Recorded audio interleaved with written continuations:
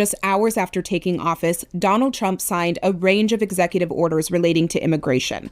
One of the most atrocious orders signed would gut the right to birthright citizenship, a right protected by the 14th Amendment. Thankfully, states, including Arizona, sued, and a few days later, a judge blocked the executive order. This judge saw it for what it was, one of the most blatant attacks on the U.S. Constitution. The 14th Amendment was adopted following the Civil War to define citizenship and guarantee equal rights and protection under the law. It's a core principle of our nation's commitment to justice.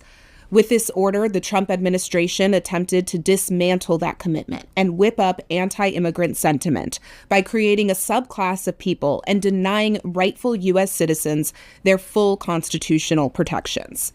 Let's be clear, this executive order is not only unconstitutional, it goes against the fundamental values that are central to the American people. Donald Trump will continue attempting to redefine what it means to be an American, and he will fail.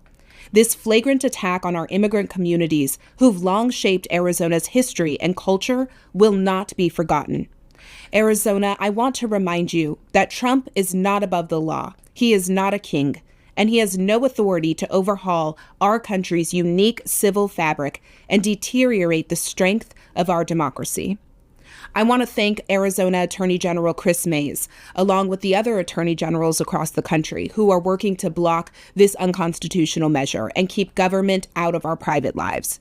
Arizona Democrats will join them in the fight against every aspect of this measure and continue to support and advocate for our immigrant communities who intimately understand how precious the promise of the American dream is and who've helped build the strongest economy in the world.